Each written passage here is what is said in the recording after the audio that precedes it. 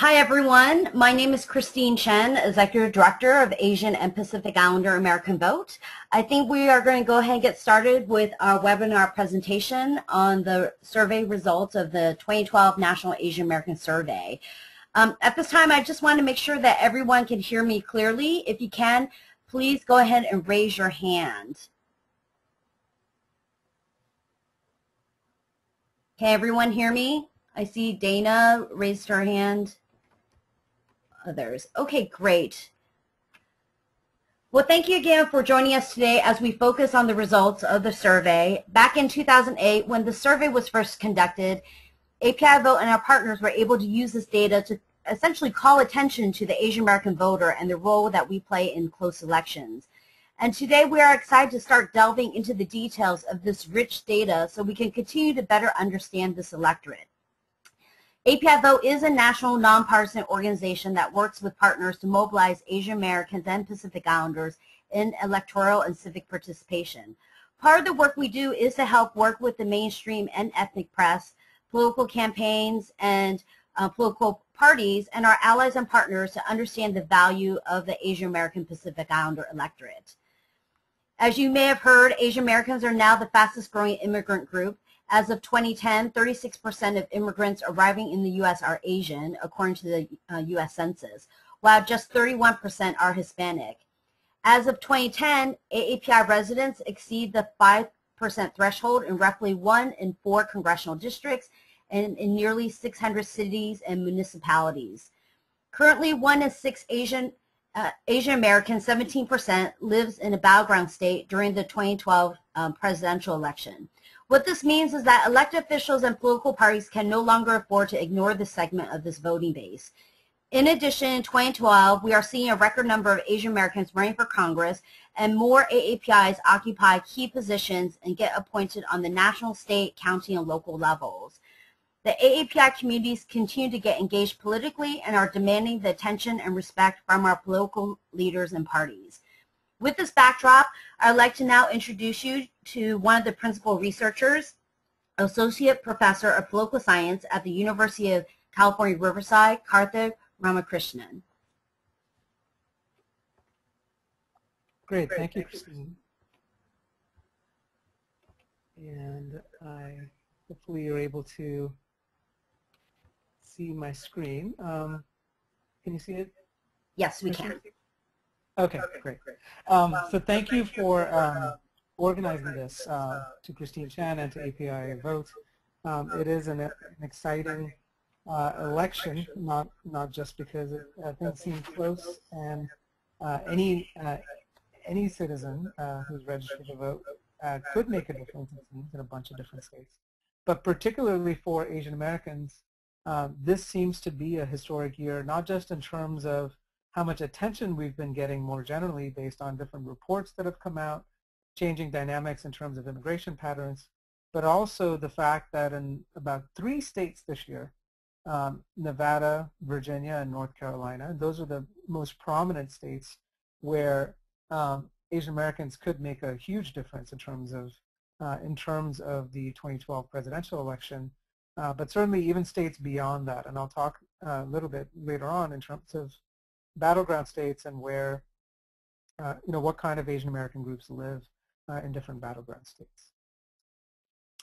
So in terms of why study Asian Americans and Pacific Islanders, the motivation for this, many of you know these kinds of demographic statistics.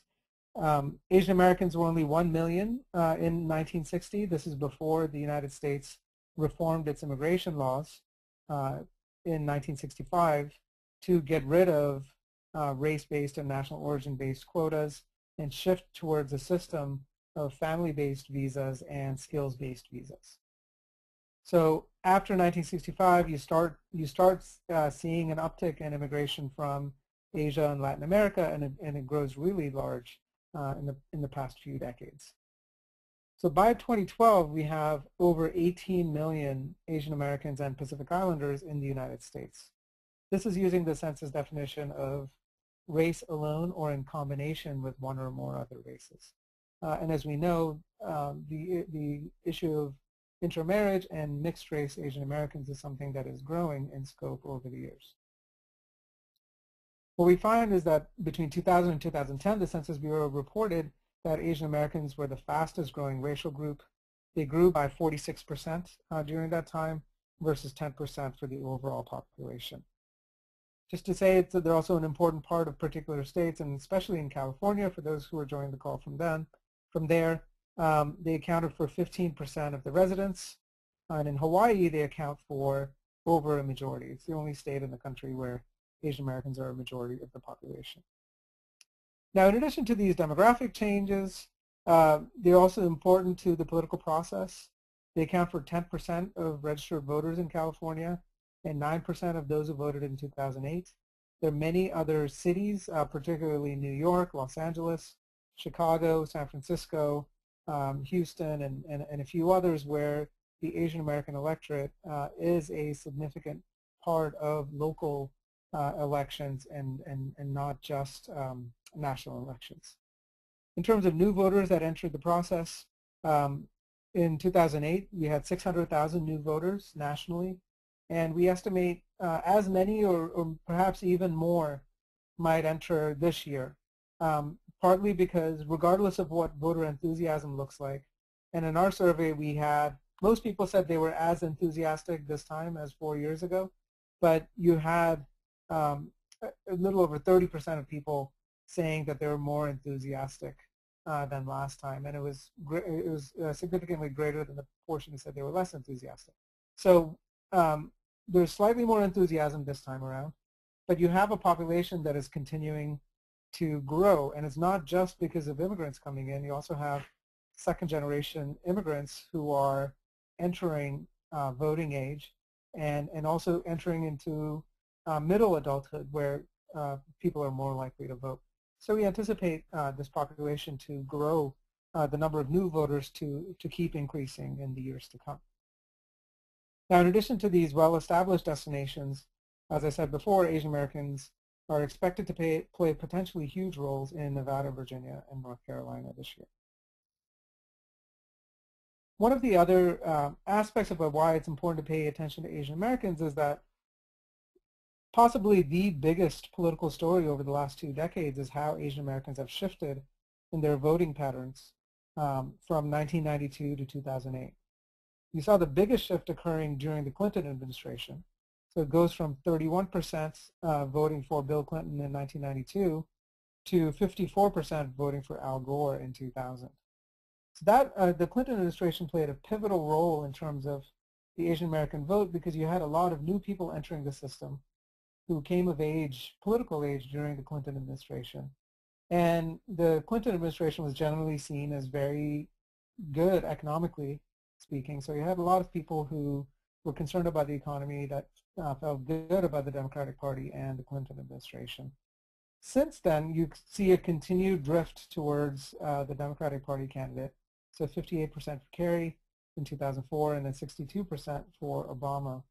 And some of those factors that continue to drive those changes, and this is not something that comes out in our survey, but based on other research that I and others have done, is the role of the conservatism on immigration policy in the Republican Party and the kind of party image that comes about with respect to immigration, but also with respect to religion. The Republican Party generally is seen as a party of Christians and more exclusionary than the Democratic Party. So those are things that have hurt the Republican Party over the past few years.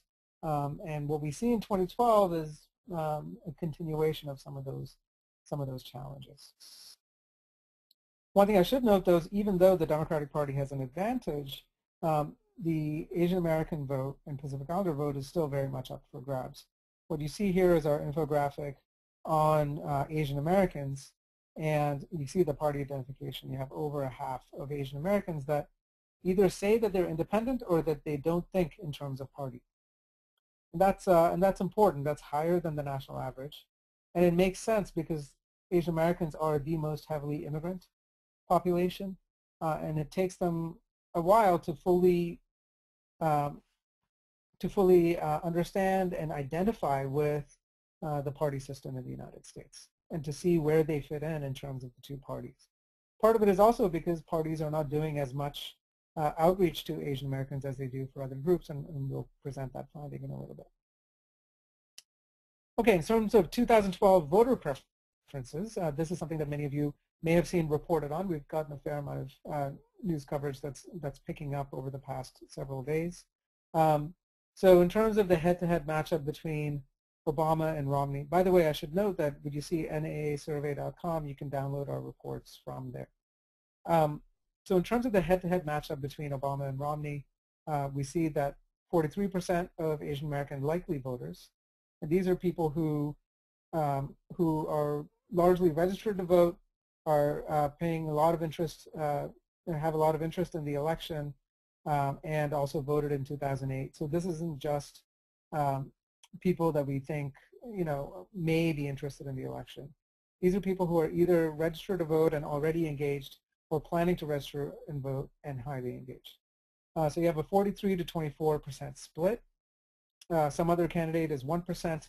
But then this other figure is something that's widely reported on. About a third of Asian American likely voters are undecided, and the proportion for Pacific Islanders is similar. In terms of the presidential vote by ethnic group, you see the breakdown here. And what you'll notice is among Indian Americans, they are the strongest backers of Obama. Only 5% of them say they're going to back Romney at this point. 25% of them are undecided, 68% of them. So over 2/3 say that they intend to vote for Barack Obama. On the other hand, if you look at the lowest support for Obama, it is among Vietnamese and Filipinos. For Vietnamese, it makes sense given their longstanding orientation towards the Republican Party, but what's remarkable here is that 55% of Vietnamese Americans say that they're undecided. This is more so than in 2008. Part of it, we believe, is because John McCain had a special connection with the Vietnamese American community that made a difference. But you're also seeing an important shift happening in the Vietnamese American community. Part of it is the second generation coming of voting age, but part of it is also among first generation voters, where it is not just foreign policy that matters to their vote. Domestic issues also matter, and things like spending on government programs is something that Vietnamese Americans care about strongly and favor as well. Another big story this time around is among Filipino Americans. Right now, they favor Mitt Romney over Barack Obama. You still have 28% that are undecided, but among those who have decided, you have Romney with an advantage. And this is a shift from 2008. Essentially, those positions were reversed. You had Obama with a 6-point advantage among Filipinos when compared to McCain. Now you see the reverse pattern. And there you just see across all other groups, you have a very similar pattern in which Obama is beating Romney, but you still have a big chunk of undecided voters. And just to put it in perspective, the national average for undecided voters is 8%. So these proportions are much higher. Some people asked, we did the survey mostly in August and half of September. So people were asking, okay, what about after the Democratic and Republican conventions? What did the numbers look like? And the Obama gained a little bit after the Democratic convention in our interviews, but the proportion of undecided voters is essentially the same in the month of August as it is in the month of September. Finally, I should note that for Native Hawaiians and Samoans, you again see a similar pattern, about a 2-to-1 advantage for Obama over Romney, but a significant chunk of undecided voters. Next, we look at the proportion of the national Asian American population that live in battleground states. So in terms of the Asian American population overall, we find that 17% live in battleground states. Now, this number is significant. It's not. I don't want to belittle the importance of this number. So we talk about 1 in 5 Asian Americans living in battleground states. But it's important to note that this number is lower than it is for the rest of the population, and particularly in terms of whites, blacks, and Latinos. Asian Americans lag behind them in terms of the proportion that live in battleground states. And we can go over that more in the question and answer session in terms of how they stack up. Actually, I'll just give it to you right now. It's 34% of the white population, 32% of African Americans, and 20% of Latinos. And we have that in our election report on page 19. Looking across groups, we find that Hmong and Indian Americans are disproportionately represented in these battleground states. I'll show you two different figures because they look at the data in different ways. So if you want to think about, if you have national media outlets, say, that target Indian Americans, you're likely to reach a good chunk of them that live in battleground states. Whereas, say, for Chinese Americans, you're less likely to reach people in battleground states if you're relying on national ethnic media to try to reach them. But looked at it in another way, what is the ethnic composition of people living in these battleground states? And we find that the numbers are roughly in line with what the ethnic breakdown for Asian Americans is. Indians are overrepresented, so they end up being the largest group in the battleground states, but then they're soon followed by Chinese Americans, Filipinos, Vietnamese, Koreans, Vietnamese, Japanese, Hmong, and Cambodia.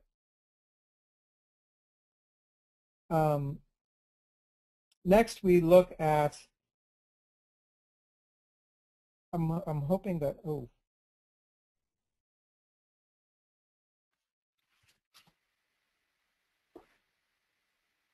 okay, I think there's some audio problem here. I just got a notification that I was having some audio issues, but hopefully that works now.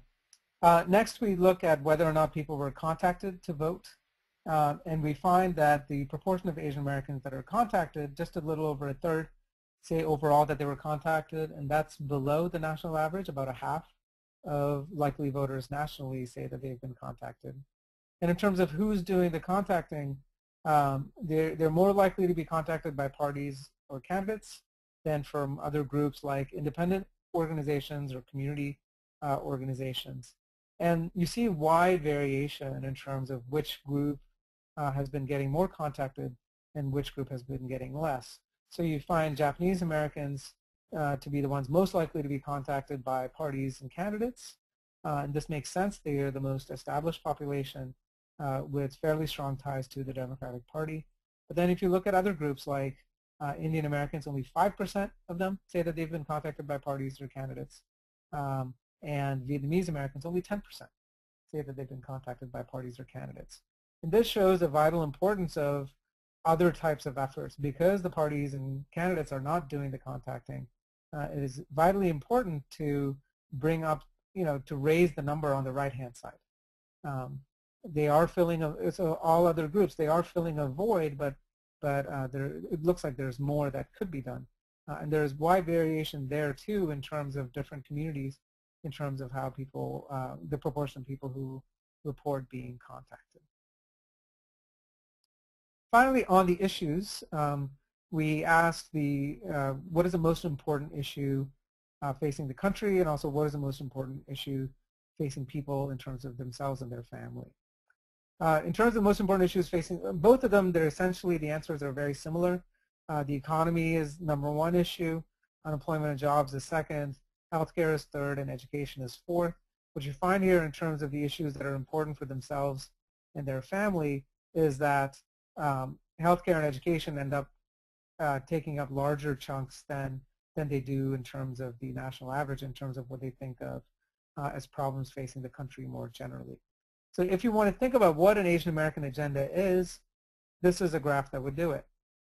Because what we do is we just add up what Asian Americans say is important to them, and so you have an aggregated sense of the issues that are important to them. One second here, I can't look behind this graph. Oh, if you look at likely voters, sorry, I wasn't able to see the right-hand side of my presentation there. If you look at likely voters, you find patterns are very similar. The economy in general goes up. Unemployment jobs is less important among likely voters, but essentially the patterns are the same. We also, in addition to naming the top issue, we also asked them about different issues and asked if there was the most important issue for the election to them, a very important issue, a not very important issue, and not at all important. And you'll see that people were very eager to mention different issues as the most important. So we interpret that to mean these are key issues for Asian Americans and Pacific Islanders. These are the results for Asian Americans. So jobs is the #1 issue. Jobs it takes on the greater share of yes responses here. Education, the budget deficit ends up becoming very important here when we ask it this way. Healthcare, and then foreign policy, women's rights, and immigration are less important, but they still, over 40% of likely voters say that these are key issues for them in the election. Then we ask, what their this is a graph that looks at what the issue priorities are of those who back Obama versus those who back Romney. And we find that issues like immigration are about evenly split, but when it comes to education, healthcare, and women's rights, you have a far greater proportion of Obama voters saying that it's an important issue for them in the election. When it comes to the budget deficit, there you have an advantage among Romney voters. Romney voters are much more likely to say budget deficit, and to a slightly greater extent, jobs.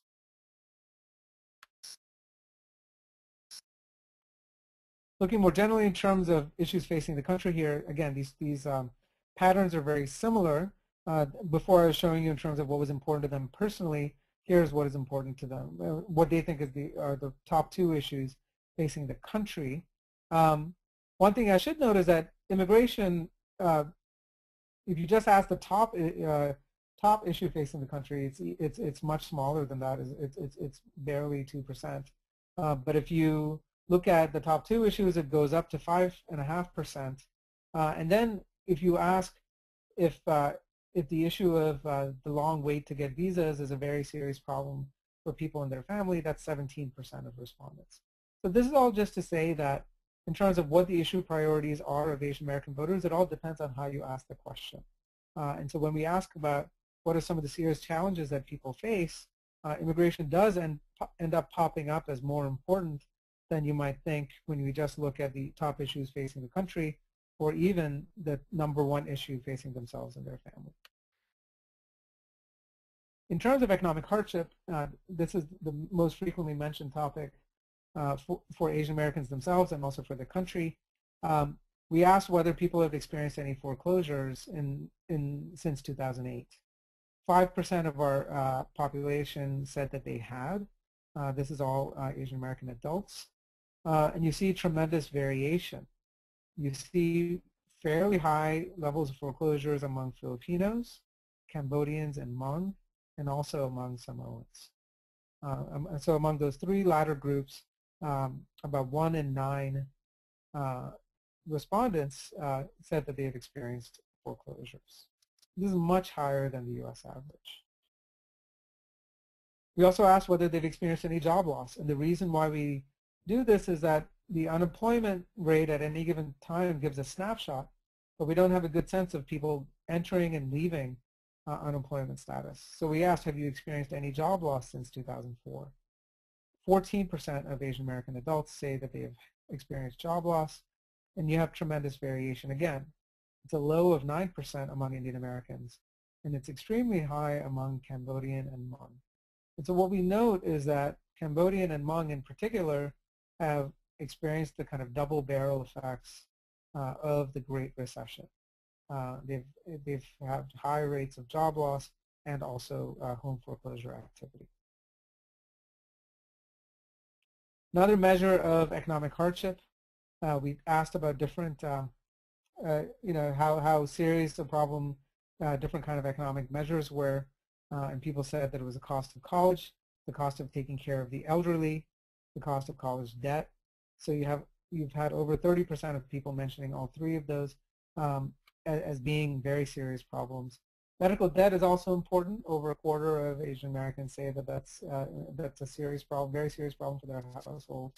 The cost of rent and mortgage, about a quarter, and then credit card debt, just a little below 20%. In terms of other serious problems, like I said before, we also asked whether people thought that the long time it takes to get visas, whether that issue was a serious problem.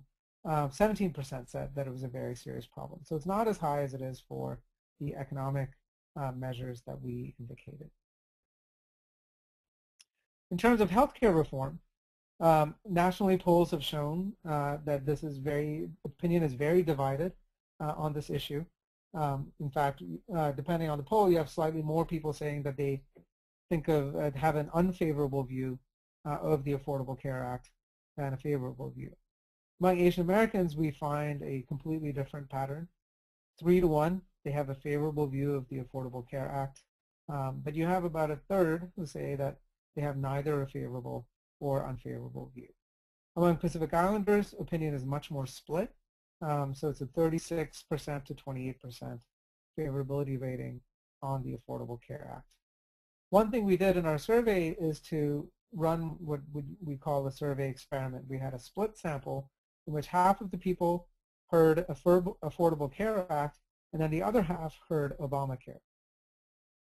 And this came up in the debate yesterday, whether or not you should call something Obamacare, and Mitt Romney apologetically called it Obamacare, and President Obama seemed to be okay with calling it Obamacare. And this survey evidence shows you one of the reasons why.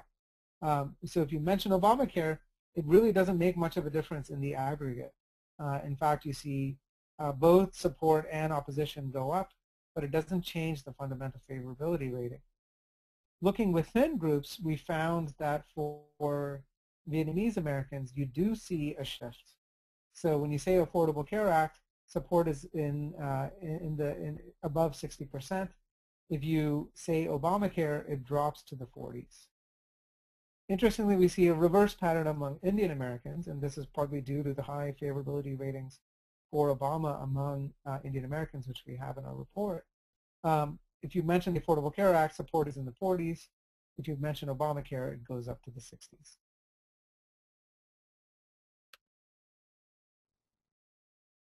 Finally, we also asked about affirmative action in terms of what people's opinions are on that. This has become a major issue. On October 10th, which is next Wednesday, less than a week away, the U.S. Supreme Court is going to hear oral arguments in the case of Fisher v. Texas. And that is a challenge to Texas's race-conscious admissions programs. And you've had, some small Asian American organizations claiming that that Asian Americans are massively opposed to affirmative action programs. And you have other civil rights organizations that say, no, that's not true. And they've relied on survey evidence from the late 90s and early 2000s to try to bolster their claim. We thought it would be important to ask a question in our survey just to provide more recent data on this. And we find that nationally, about 3/4 of Asian Americans and 3/4 of Pacific Islanders support affirmative action. The question wording is in our survey report, essentially is whether people favor or oppose affirmative action programs designed to help blacks, blacks, and other minorities get better jobs and education. Now, what you see on the right-hand side is what we call a rationale.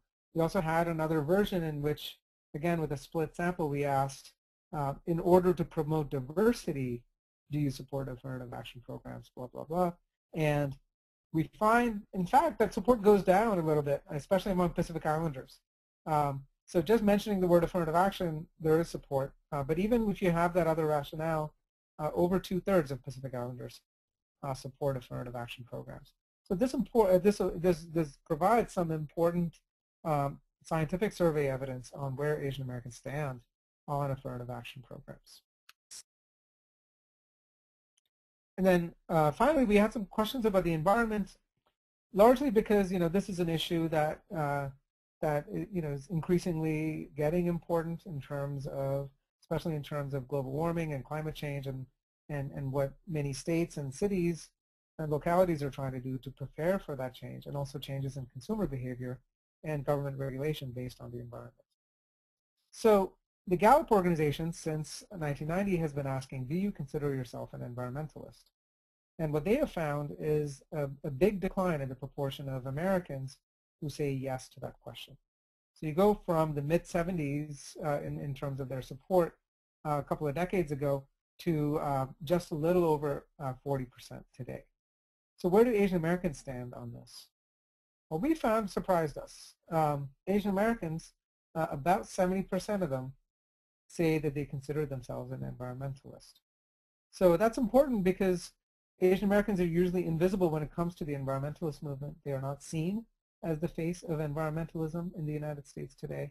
And that is something important to pay attention to.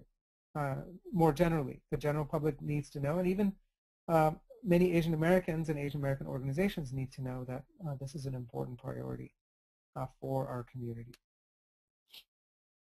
There is variation here across groups, but it's important to note that for nearly all of their groups that we have here, people who call themselves environmentalists is higher than the national average.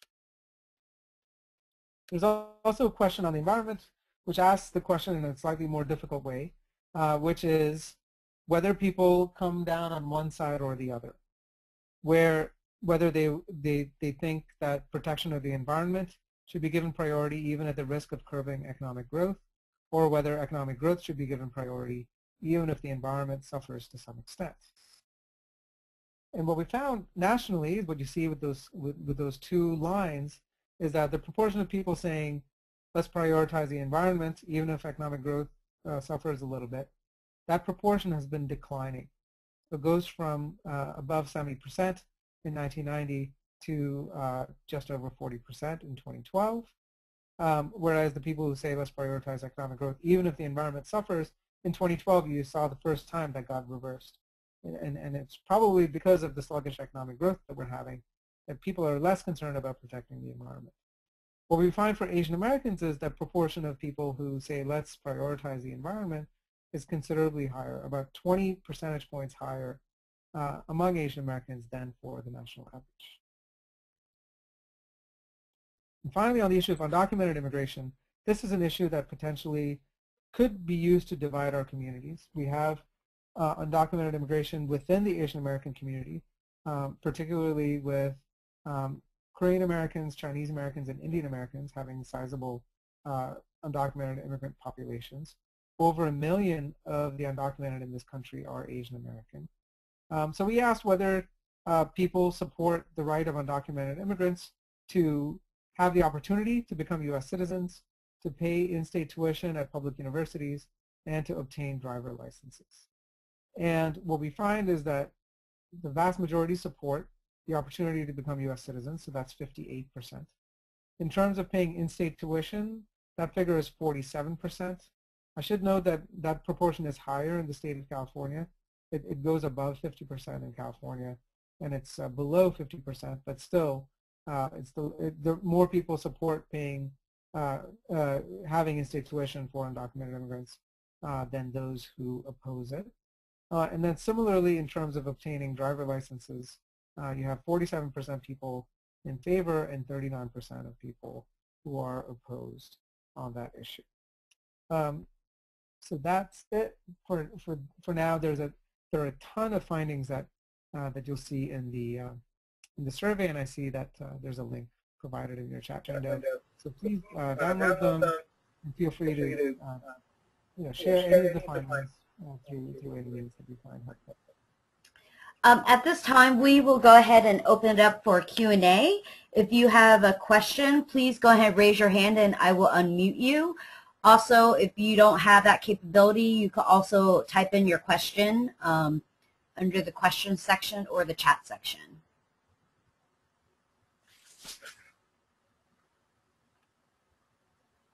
Any questions?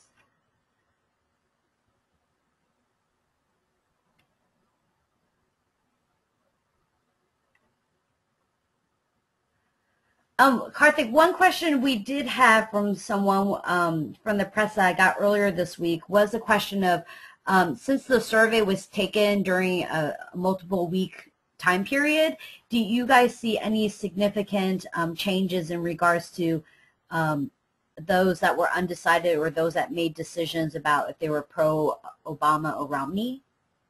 Right. So there's two different ways that we try to analyze it. So the most basic cut is before the we did the September 2nd as a cutoff. So before September 2nd and after September 2nd to see if there's any difference. Sorry, not September 2nd, September 5th. That's after the Democratic Convention got over, and we didn't find any difference in terms of the proportion of undecided. Another way we did is we ran a regression looking at the number of days since the interview was conducted or the days since we started. They're just mirror images of each other. And we found that support for Obama did go up slightly over time, but we did not see a significant change in the proportion of undecided. So the changes have been so minuscule that we haven't, it's not the kind of dynamic that we find in the general population. And that's important because it points out the possibility that these presidential debates, but also voter mobilization efforts, can reap a lot of rewards. It can play a huge role because you have a lot of people that are still trying to figure out how they're going to vote. Okay, great. One thing I should also note is that we found that about a quarter of people who voted for Obama in 2008, and a similar proportion of people who voted for McCain in 2008 say that they're undecided now. So, there's a lot of uncertainty going on among Asian American voters. Great. Any other questions from anyone? Okay, well, with that, just wanted to also remind you that APIAVote is working with like over 50 nonprofits in 13 states. They include Virginia, Nevada, Georgia, Florida, Hawaii, North Carolina, Texas, Oregon, Washington, Ohio, Michigan, New York, and California. Right now, as we come to the close of the voter registration deadlines, the big push is voter registration, but after that, we will go into the implementation phase of voter contact programs specific to that region. So if you do know of any volunteers or other groups that are interested in assisting, I know many of our partners are looking for additional volunteers, and they're using a wide variety of different techniques to actually do this work. For instance, in Ohio, they're actually going to a lot of events at places of worship. Every religious groups from Muslims to Buddhist temples to Christians and Sikh temples. So we look forward to getting additional volunteers as we move through the next 30 days. And also want to point out to you that as we get closer to the elections, we will also be pushing out our APIAVote hotline and the 866-R-VOTE hotline. So that way, if anyone has any questions in regards to whether or not they can actually vote, or if they have problems at the polls, they could actually get some legal assistance. The APIAVote hotline is actually going to be in Chinese, Mandarin, Cantonese, Korean, Vietnamese, and Thai, only in Virginia and Florida. This is a test hotline that we are conducting with the Asian American Justice Center. So with that, one thing I was going to also just say, Christine, I mean, in addition to the great work that you do, I mean, the data that we've seen is, first of all, registration is the biggest barrier in terms of getting people over the hump in terms of participating. So the work that you're doing is so critical on that. But we also find that when it comes to not just the presidential election, or even statewide elections, but in many of these states, if there are questions on the ballot, you have a much higher proportion of Asian Americans and Pacific Islanders who are undecided on those. They haven't been getting as much information as the general population on those ballot propositions. So outreach efforts and education efforts will make a huge difference as we do. Karthik, we actually do have a couple of questions here. I'm just going to go ahead and start out with Aaron. Aaron, you've been unmuted. Go ahead. Aaron? Hello. Go ahead. Oh, sorry, I didn't know I was online. I was just curious if if the surveys were translated in languages or only provided in English. Yeah, no, so our survey has been translated into the most ever. So we had translations in 10 Asian languages in addition to English and Spanish. And we have a list of those languages on our report. I'll just see if I can remember them all, by heart.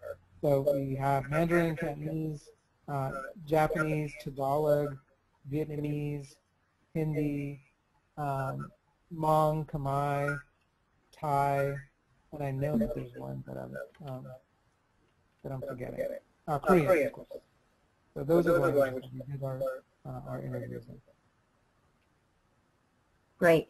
And then we also had a question from Daphne Kwok. Daphne, you've been unmuted. I think she's having difficulty. One of the questions that she had was, what was one of the most surprising results that you found through this data? So the that is most puzzling to us is to try to figure out what's going on with the Vietnamese and Filipino communities. This what we're seeing in terms of this change over time. What might account for some of those changes over time. And we have some theories, and we've talked to different community organizations to try to figure out what's going on. But it shows that even though we have that trend line in terms of where the Asian American vote is going over the past 2 decades, it shows you that things are still very much in flux. And some of these assumptions that we make about different groups, and especially in terms of Vietnamese Americans, thinking of them as solid bloc Republican voters, we see that the reality is more complicated than that. And particularly when it comes to opinion on things like healthcare reform. In 2008, we saw that Vietnamese Americans were the strongest supporters of universal healthcare. So it breaks some of the stereotypes that even those among us who know the community fairly well, we are seeing some surprising changes in opinion over time.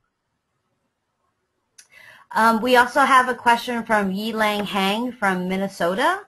Yi Lang?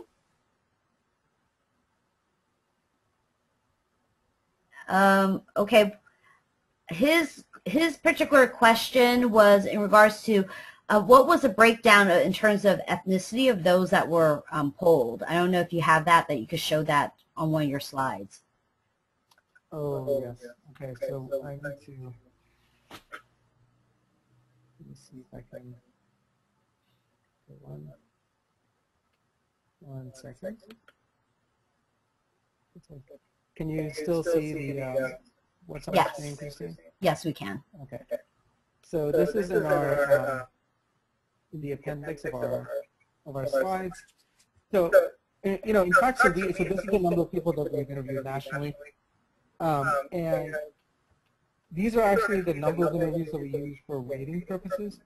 I'm going to just get a little technical here because we actually have even more interviews that we've conducted, but they are missing some key data on things like what their educational attainment was. We have the nativity information, but essentially it's the educational attainment that for some of these respondents they didn't answer that question. And that is something that we rate on because we want to make sure that we don't have a population that is too highly educated compared to their national averages, or less educated than their national averages. So we weight according to gender, education, and nativity, and the states in which they live. And that's important because we don't want to have too many people, say, coming out of California overrepresenting what the particular ethnic community nationally is. One of the other questions we had was, We saw that there was one data point in a poll or survey that said that the more educated in our community, the lower the registration rate versus like, other communities, it tends to go up. Can you say why this would be true? Seems so contradictory. Yeah, so that was actually, so I've done some research on this in terms of my own academic work, and it's actually what it is that higher education within the community does mean more participation. So that finding is consistent with other groups in the U.S. The more education you have, the more likely you are to vote. The key difference occurs when you compare across racial groups, right? So the most highly educated racial group, and we're talking averages here, right? And there are problems with averages, but still, Asian Americans have among the highest rates of educational attainment, and depending on your income measure, among the highest levels of income too. And again, these are averages, but they have the lowest rate of voting participation of the four major racial groups. So that is a huge surprise, right? So because if it was just income that mattered or education that mattered, then you should see high participation rates among Asian Americans. But it's because Asian Americans are predominantly foreign-born, they're predominantly naturalized citizens, that their participation rate is so much lower. So that's where that data point is true, is that it's not as much saying that higher education within the community doesn't matter, because if you compare someone who's Asian American who has a college degree versus someone who has only a high school degree, that does make a difference. But if you compare across groups, it makes less of a difference. Aaron here actually has another question. Go ahead, Aaron. Hi, I just want to know what the breakdown is by state. Oh, that's a good question. So let me see if I can pull it up on another computer here. Just one second.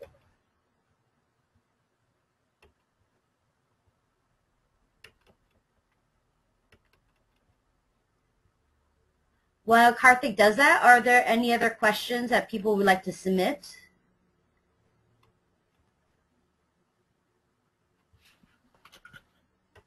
One second. I'll just pull that up.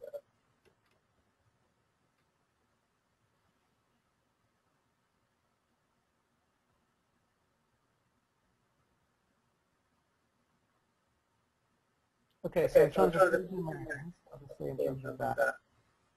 And I'm just reading off some statistical output here. So the largest numbers come out of California, so 1,147 out of California. And I'll just read, I guess, alphabetically. Hopefully that'll be all right. 71 coming out of Florida, 195 coming out of Hawaii, 74 coming out of Illinois. Let's see, I'm going to read anything that's above 70. Minnesota, we have 92 respondents coming out of there. New Jersey, we have 175. New York, 315. Texas, 142. State of Washington, we have 96. State of Virginia, we have 73. And yeah, that's it. Wisconsin, we have 63. So the reason why I say 70 is that when you go above that level, it's not unreasonable to start reporting out those numbers. So we certainly can report out numbers for Asian Americans in general in those states, and particularly we're continuing our data collection and we'll be done with it in a couple of weeks. So in a fair number of states we should be able to report out information about the Asian American vote in these states. And then one question is, have you gotten directly any responses from the parties or campaigns regarding the survey results? We've seen some reactions in terms of articles. So Huffington Post, Erwin De Leon had a piece yesterday in terms of what the Republican Party needs to do to make itself more welcoming to Asian American voters. We also the finding about Indian Americans is starting to get a fair amount of traction, especially given the disconnect between what you see, say, among Bobby Jindal and Nikki Haley as being prominent examples of Republicans who are Indian Americans, and then you look at the population that looks so different from them.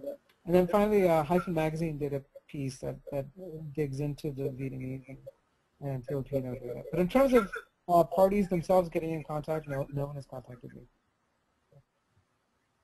But presumably they will find that information helpful as they try to figure out, what to do about the undecided voters. Great. Any other questions? You could go ahead and raise your hand or go ahead and place that in the question section.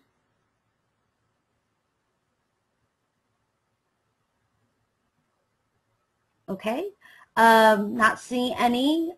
Since we are coming up to the close of the hour, at this time I'd like to go ahead and thank Karthik once again for presenting these great findings and, of course, doing all this great work. And we know it takes a lot of time and energy and resources to do this, and it is one of the few surveys that we have out there that's this comprehensive. What we will do is that we did go ahead and record this webinar, and we will post it up on APIAVote's website.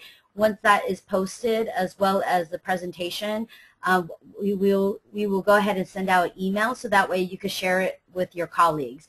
We hope you will help us continue this conversation and to encourage others to visit www.naasurvey.com as well as APIAVote.org, so that way we can ensure that the AAPI electorate continues to be recognized in the 2012 elections. With that, thank you very much and have a great day. Great. Thank you, Kristen.